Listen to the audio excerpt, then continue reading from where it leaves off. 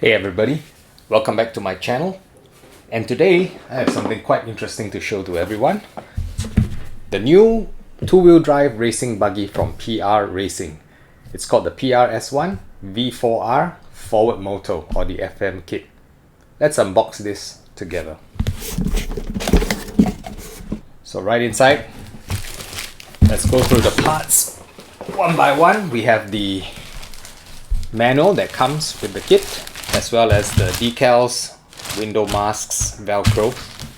And this is a all new manual for the newest buggy. Lots of changes to this new car, and I think one of the features that I've noted inside the new PR kits is a lot more information about using the different parts for setup. So for example, you can see here information about whether to use a straight wishbone or a gull wishbone and the different characteristics associated with that. Here's an example of how to tune with their new rear hub: stable, neutral, responsive, and the different settings for your upper camber link mount as well. So the new manual is I'd say an improvement over their previous ones, and it should be very useful in getting you set up ready for the racetrack. So that's the manual and the details. Let's go through the parts. First up, we have the body shell. It is the same design as the previous one on the V3 Evo, but the version that comes with the kit is the lightweight version, 0.5 mm Lexan. So this should be very good for keeping the center of gravity in your buggy low and being able to be better for racing overall. However, if you're in for bashing and more durable shell, you may want to pick up the thicker version. We go on to bag A. So one thing I noticed off the bat opening up the box is that PR has done away with the more elaborate packaging for their parts. What PR has done with this buggy is really to go for the best value in the box for the hobbyist, for the racer, which means they try to reduce the costs where it doesn't really impact the performance of the buggy, so they can get you a car with the best option parts for racing without the extra bells and whistles, the frills. So I'm quite okay if you reduce the cost accordingly, and this car really comes in at a really reasonable price, even cheaper than the previous V3. So in bag A, let's take a look. They've divided into A1 and some other parts. So in the first bag we have the chassis. So I understand that the chassis has been milled differently. I'm not exactly sure which parts that would be, but I would imagine it would be the motor plate, because now with the new gearbox, the motor actually sits further forward and a little lower. So this probably helps to accommodate that. But a nice CNC black anodized chassis to serve as the base for your car. And I noticed this too. This is a totally new feature. The chassis has actually been chamfered on the two front side edges. Just overall a very much more professional, quality finished edge on this chassis. We have the new side plates as well. So this has been redesigned to integrate the battery mounting on the side. You see the various holes here, which will later work with the battery holder, where you can position the battery forward and back. Nice new addition. We have some foam tape. These are the posts for the steering, the servo horns, as well as the, let me see if you can get a picture of that. These are the aluminum CNC servo holders, servo posts. Steering bell cranks featuring the, let me get this out, the aluminum CNC steering plate with the latest PR steering geometry, which has proven very stable as well as responsive enough to handle the tracks that we've been running on here locally. And finally, a nice feature of the PR cars, I like this design, not implemented on a lot of various cars, is a separate front kick-up plate. So this is fully CNC machine, black anodized to match the chassis, and it fits on right in front here to give the front kick-up. So that is your bag A. Let's head on to bag B, shall we? Lots of parts in bag B. Let's start off with this nice big bag here.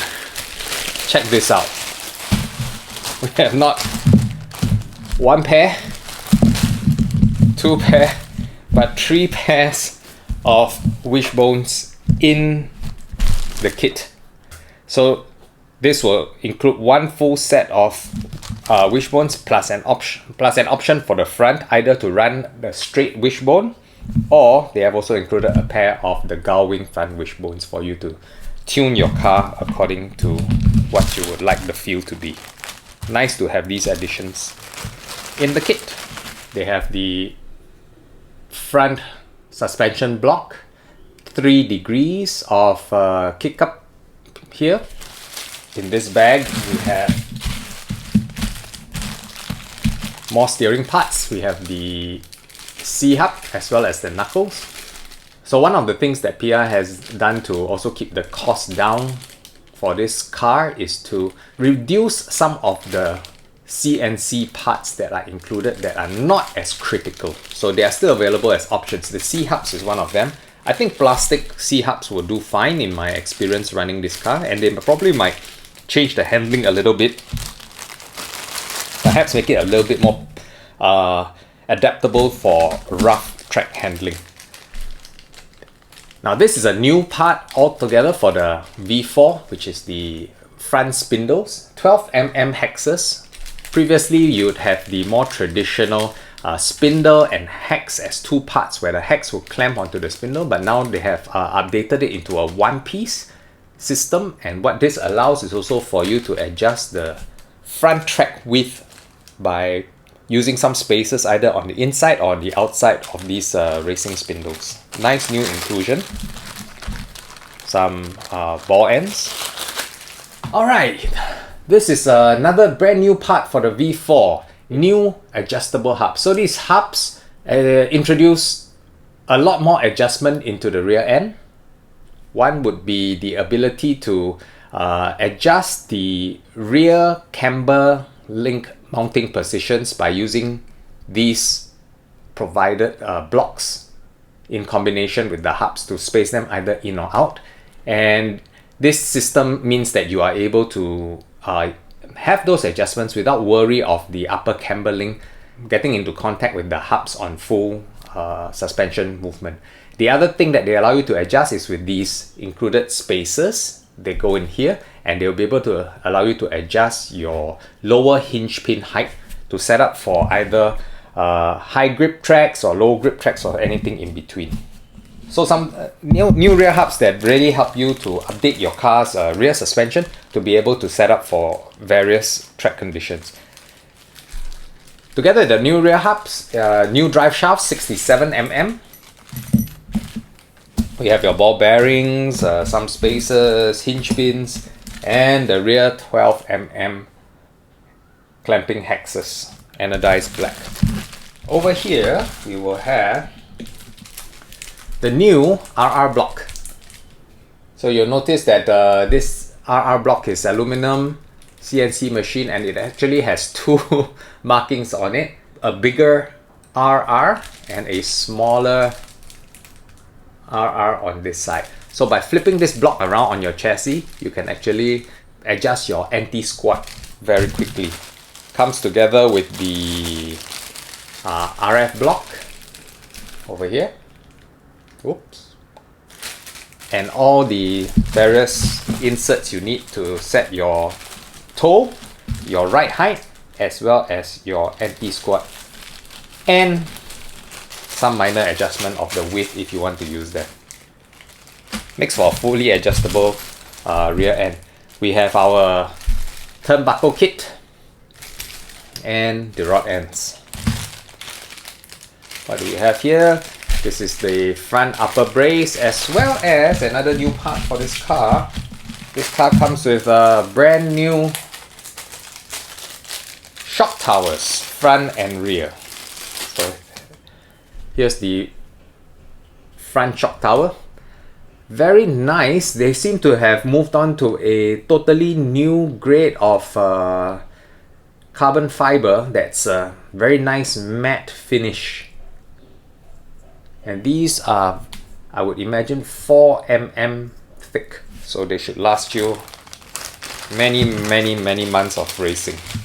So that's your bag B. Moving on, we have bag C. Let's look at what's inside this new bag. Let's start with the biggest bag, shall we? So, in this bag, yet another whole new part from PR. Something that many racers or PR fans have been waiting for. A new rear gearbox. This is a new V4 gearbox that features a quick access to your rear diff. So you don't have to remove the entire gearbox from the car now to access your rear diff, to change your diff oil settings and so on and so forth. I think it should take about 5 to 7 screws to remove the upper part of the gearbox so that you can access your diff. Integrated into this new gearbox is also the ability to adjust your rear diff height. So this has proven useful, using these spacers that fit in here to set up your drive shaft angles for super low ride height settings or more normal settings that you may use for dirt. You also have a new spur gear guard that comes with this, as well as a new motor plate, which I should show you in here somewhere. A new motor plate that will not only move your motor further forward, it will also lower the center of gravity for better cornering, as well as more responsiveness overall. We have the lightweight alloy upper shaft, a aluminum CNC idler gear, very good, as well as they've decided to continue to include the plastic idler gear as an option as well. So you have 2 idlers for this, your ball bearings, and then other hardware for mounting these parts onto the car. Included also is a rear anti-roll bar. We have your turnbuckles and rod ends. In this bag, here we go. Oh wow, this is the new carbon fiber motor plate. I think, let me take it out so you can get a good look at it. Carbon fiber motor plate. Same matte finish. It's gonna give the car a very nice racy look, and I thought this would be just a simple machined out part, but they even have machined out the special groove for the slipper plate to sit in there a little bit more snugly. Very nicely done. Wing mounts. These were updated I think about a year ago, so these are the latest designs that come with additional spaces for you to adjust your wing mount further back or change the wing angle. Again, updated rear shock tower, nice new carbon fiber finish, and I believe it is thicker as well. We have here the slipper plates, and you can see here we have two sets of slipper pads for you to adjust the amount of slip, either for low grip or high grip track that you run on. Check your instructions, for full details which ones to use for your condition. We have the slipper parts, slipper spring, and a nice new feature of PR is their packaging in spur gears in boxes. So you really make sure your gears arrive in perfect shape. This is also a new part for the V4 to go with the, I believe the lower motor mounting. We have a 77 teeth spur gear made in a new black plastic. Ever since their first car, I believe their spur gears have been 81T. 77 goes back a little more to the racing ratios of older cars, where I believe they always used to come with 78 teeth spurs. And finally, the last bag in bag C would be your rear gear diff parts. So, PR has improved the plastics for these over time, but I have never had a gear diff from a PR car fail on me. And truth be told, I've sold these cars for a very long time. The diff, if ever, is the teeth that wear out. I've never had anybody had the internals of the diff fail. These are just really bulletproof differentials. So far we've had a new chassis, new side guards, new rear hubs, new gearbox, new front spindles, new spur gear. Quite a lot of updates if you come to think about it. In the final bag, bag D, what do we have? Here you see that PR has included the two options for the rear waterfall, one that is more flexible and one that is stiffer. So in the manual, I believe you will see that you have three different options that you can run for this car: a soft waterfall, a hard waterfall, or to run the car without a waterfall at all. In this bag, the new battery mounting parts. You have a very nice carbon fiber battery spacing plates. So these will be able to hold your shorty pack in place, and you don't even need any thumb screws or snap pins. These feature the design that are very popular right now, to just have little carbon plates that swing into place or swing out of place for you to remove your battery or install your battery accordingly. Okay, so no thumb screws, no snap pins. However, here's where PR goes the extra mile. They have also included a second way to mount your battery, which is using these battery, the more traditional battery hold down plates.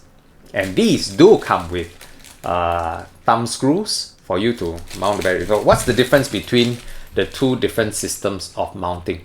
The idea is that you will be able to adjust the degree of flex in your chassis.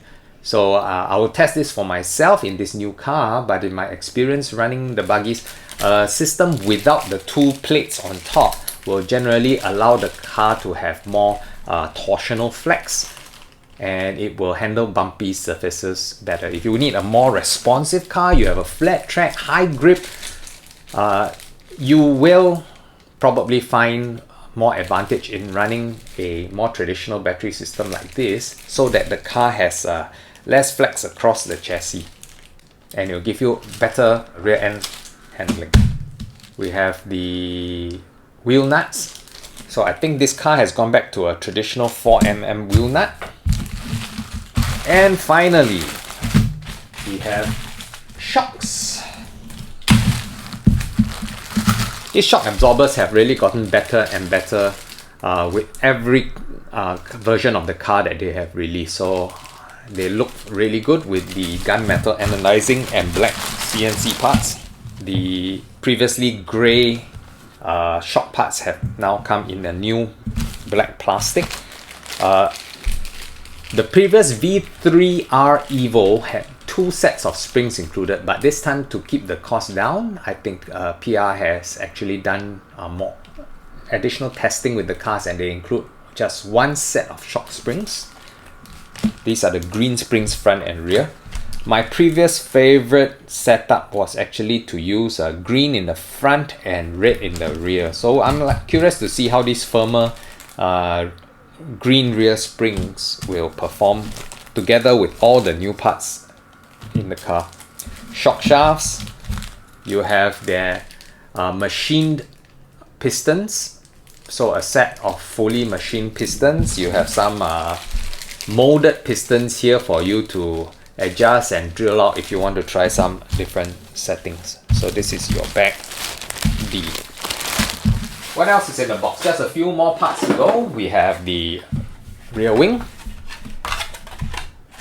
While we're on the subject of the rear wing, I highly recommend PR's new 1.5mm rear wing.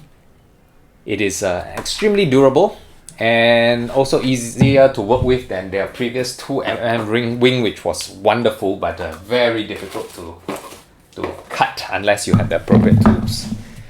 Comes with a set of 4 wheels, white wheels, no tires as with race kits. And one thing to notice about this kit is for PR kits, they do not come with oils as well. I had a customer ask me about them. So the PR kits don't come with oils, whether it's diff oils or shock oils. There are recommendations in the manual so that you can choose which oil you like the most. Now the last thing in the kit are these interesting rings. It's a new option from PR, and I'm quite happy that they've included it into this kit. And these are actually weight rings for your front rims. So I believe they will go into the center groove right here. Let me see if I can do it. I've never put one of these on before. There you go. And the idea behind this is to give the front wheel a little bit more of a weight and rotating mass so that you can have a little bit more steering input. And particularly I think this would be helpful if you run a track with a lot of jumps and you are someone who likes to actually do a little bit of whipping of your car around. So these will help the front wheels of the two-wheel drive car have a little bit more mass to have an effect on the car. Nice little tuning option and for you to use if you want to use it. And that brings me to the end of my PR S1V4 unboxing video. Some people have looked at the car and say that it's quite similar when you look at the pictures between the V4 and the V3 side by side. But I actually have a quick scan through the manual, and I think that quite a significant number of parts on the car have been changed. The whole rear end is largely different with the gearbox and the rear hubs and the shock towers, and then the chassis and side rails are different as well. New battery mounting system. The front is the part that stays relatively similar, except they have a new shock tower and new front spindles. So overall, I think this is going to be a car that is the next evolution of PR's racing platform, and I'm going to build this up and hopefully get some track running video and a bit of a review of the car after the run for everybody. Alright, thank you very much. Please like, comment or subscribe. Bye bye.